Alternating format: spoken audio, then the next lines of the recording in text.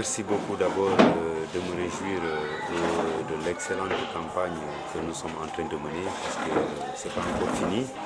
Mais aujourd'hui, le travail que nous avons mené sur le terrain, c'est un travail exceptionnel. Donc c'est vrai que je ne vous dirai pas les stratégies que nous avons mises en place pour mener ce travail, mais de façon générale, c'est un travail très satisfaisant parce qu'aujourd'hui, nous avons privilégié le contact direct avec les militants. C'est pour cela aujourd'hui, nous n'organisons pas de grands meetings, mais nous organisons quand même des petites rencontres et recevoir vraiment l'appréciation des militants et des populations par rapport au président Macky Sall. Le mot d'ordre du président, c'est « faites campagne sur mes réalisations ». Et que je pense que cela nous a beaucoup rassurés. Le mot d'ordre de la communication, c'est les réalisations du président. Et il sait qu'il a fait beaucoup de choses sur l'ensemble du territoire du Sénégal. C'est pour cela, partout où nous irons, on n'a pas de problème. Il suffit juste de relater succinctement ce que le président a fait et que la population le voit de ses propres yeux et a compris que c'est vrai, ne pas voter le président, ce serait une erreur. Voilà, M. Bodian, vous savez également que beaucoup de jeunes se sont découragés des politiciens et de la politique. Aujourd'hui, quelle est votre stratégie pour remobiliser les jeunes en perspective de ces élections? Oui, la stratégie pour mobiliser les jeunes, c'est de le dire, de ne jamais se décourager.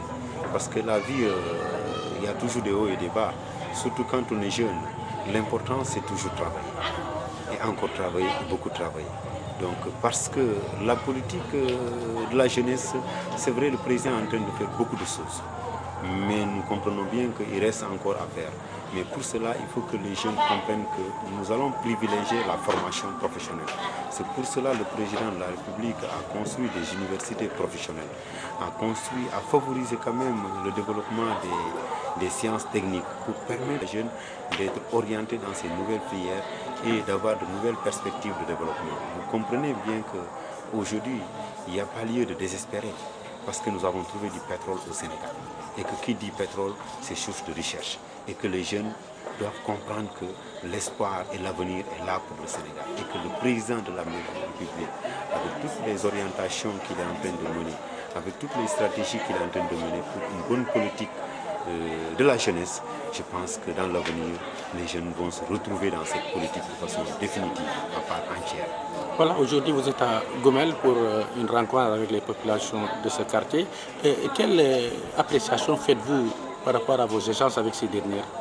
Oui, c'est une très belle appréciation parce que déjà, c'est des dames qui nous ont appelés pour nous dire que c'est des citoyens.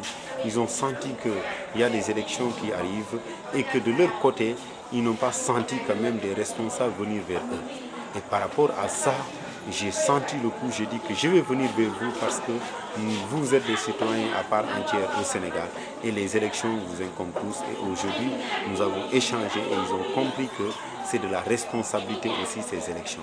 Et ils vont tous voter Benno Bokk Yakaar pour que nous donnons la majorité au président de la République, M. Macky Sall. Mais en contrepartie, ces dames aussi ont déploré du fait que leur zone, il y a beaucoup de dépôts d'ordures et que vraiment c'est catastrophique. Donc l'environnement est dégradé par rapport à cela.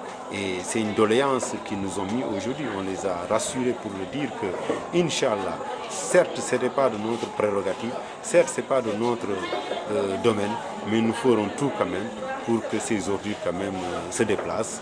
Mais la meilleure chose c'est quoi? C'est de voter 2019 pour le président Macky Sall et d'émettre Baldé de ses fonctions à la mairie en 2019. Voilà, vous êtes accompagné également de la directrice du commerce extérieur, Aminata Assom Diatta. Quelle appréciation faites-vous vraiment de sa présence ici, aux côtés des femmes de Gomel? Mais c'est une présence qui m'a beaucoup réjoui parce que tout simplement, étant directrice du commerce extérieur, mais c'est aussi une actrice de développement.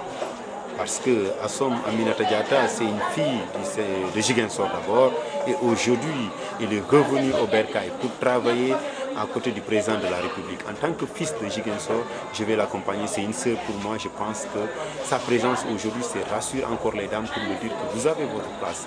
Vous avez votre sœur à côté du président de la République. Et aujourd'hui, il faut soutenir votre sœur pour qu'elle continue le travail qu'elle est en train de mener avec le président de la République. Moi aussi, en tant que fils du territoire, nous avons l'unité parce qu'on ne peut rien faire sans l'unité. Donc l'union qui fait la force.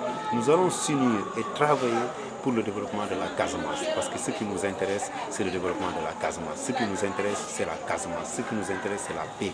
Et la paix, Inch'Allah, alhamdoulilah, depuis que Macky est au pouvoir, nous avons constaté une accalmie.